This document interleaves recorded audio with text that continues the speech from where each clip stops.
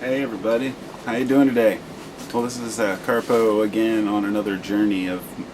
Today we're going to talk about mushrooms, all right? Just mushrooms. So if you're not interested in psychedelic mushrooms, then you probably won't be interested in this video. Disclaimer: I'm also going to smoke marijuana, so don't be offended. I've been fascinated with the research done on psychedelics, but mostly the mushroom used in ancient history, like Mesoamerican cultures, and how it related to things such as understanding shamanism, warfare, and it's very difficult to distinguish some of the actual evidence of these mushroom cults, as they called them. Some of the evidence of these mushroom cults go back to 1300 BC, so we're talking like over 3,000 years ago, and continued up until recent times. And it makes it very. Here's where I want to start out: is that if you're not aware of the mushroom cults, these were. I decided to go to a book page so I could show you guys a few pictures for those who aren't aware of these things. The mushrooms are found everywhere in all ancient cultures, in drawings, in pottery, symbolism. There are a variety of different pictures that resemble mushrooms that maybe could be taken different ways, but the one that got me and what made me inspired to make this video was the moai that are on Easter Island. And I was watching a video about mushrooms the other day, and they were showing the research that had been done on these various places, and they showed the moai, which are, I'll show you, these guys right here. Now when I look at that now, I can see the mushroom instantly. I mean, there's just no way you can't see the mushroom unless you're not looking for it. So it looks like a stone face, and it always did to me. And I'm just utterly fascinated with the idea that these giant statues were designed with these mushroom heads. Here's, these are some of the other mushroom things people would make. Just these little, I can't remember what they called them. Yeah, there was a name for those little things. So anyway, one could say maybe those weren't. The Eastern Island ones weren't meant to be mushrooms. I don't know. Anything's possible. Here's a picture talking about Adam and Eve and the serpent and the tree of fruit. The fruit from the tree of knowledge. When we start talking about ancient cultures, we start getting into mysticism. Wow. When was this? This was from the 12th century. Adam and Eve eating from the tree of good and evil. So I guess if this was true, this would mean that Christianity is saying if you eat psychedelic mushrooms, you're sinning. So I hope no Christians are eating mushrooms out there. I'm just kidding, of course. This is just interpretations. It's in stained glass windows. Oh God, it's all over the place. So here's where I wanted to go. There are millions of examples of this, at least thousands of examples of this. Sorry. It gets me quite excited, things like this. And a lot of this is the work of Gordon Wasson, who did, tons of research back in the day. And back in the 50s and 60s, he took on an approach of being basically a non-biased, non-historian type person, just researching that aspect of it, and contributed a lot of phenomenal works. Including this particular book, which I can't, let's see, what is this one? Sorry about that, I'm going to get right back to the beginning. Yeah, Breaking the Mushroom Code. Mushroom Symbolism in Pre-Columbian Art by Carl DeBorel. Copyright 2010. And I've read parts of the book, but I just looked it up online so I could show you guys an example of this. And I'm going to say that here's the big thing for those of you who are into this kind of stuff. One of the hardest things to distinguish about mushrooms is what mushroom were they using. A lot of people say Amanita muscaria. In a lot of cases that's true. A lot of people say psilocybe of many of the genus, various types. As far as we know, probably hundreds of species with psilocybin in them.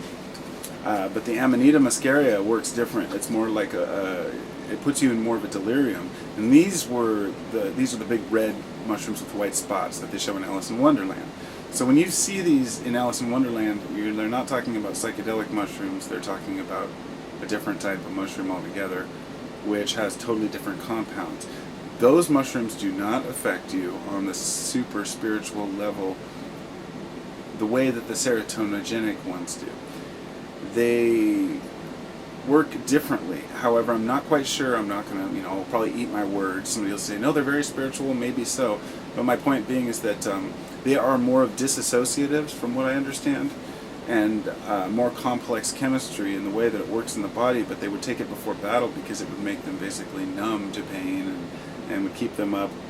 And I think it was more like Datura, which Datura stramonium is a plant that, is most hippie herbal stoners know about, but most few will touch.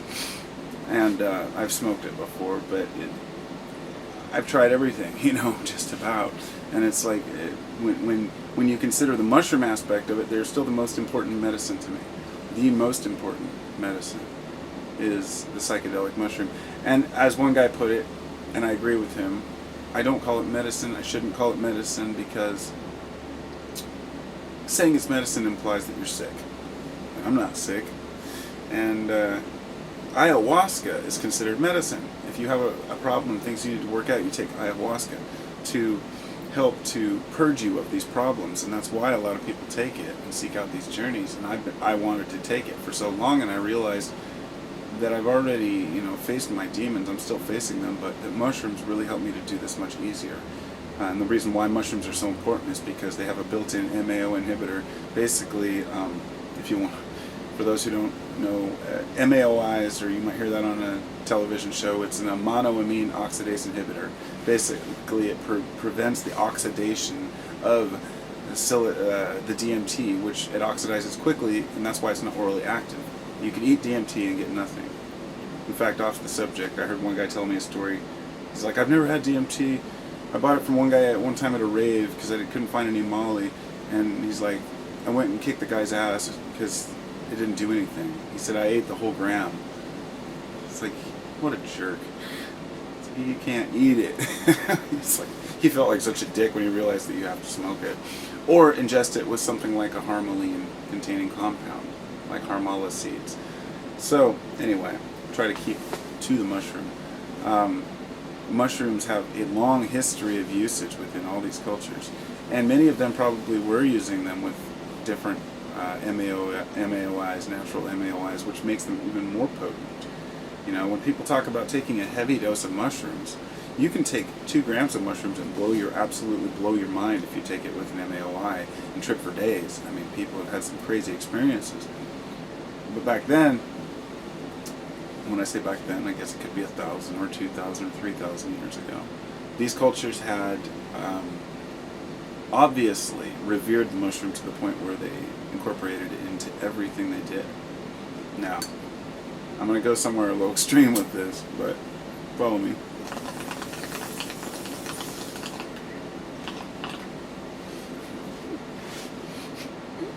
When we talk about ancient cultures building things, designing things, creating, how did they build the pyramids, how did they make these things, that thing, mostly just the larger structures. The question always arises of how did they have the knowledge? And a lot of people believe it to be something like aliens. Maybe aliens gave them the knowledge, or maybe we just always had it. But considering the experiences I've had on psilocybin, it makes me wonder if these people were not tapping into this awareness of the universe through these plants. Put it this way. Do any plants or animals in nature have to struggle to exist as an individual species? So long as their food, water, and shelter is there, everything is usually provided, and the animal does just fine. It's kind of difficult to explain in words, but that the default mode of being a human means existing, right? And we've made it our plight to understand who we are and where we come from, yet we don't want to delve into the depths of our minds and our subconscious to really understand where our problems stem from, because most of them are due to our conscious awareness of our own death. by taking psychedelics, it allowed the ancients to understand that death is nothing more than a transition. And my thought is that this is where many of the religions of today stemmed from originally, were mushroom cults. And a lot of people believe Jesus was a mushroom, and I've heard many of the different theories, but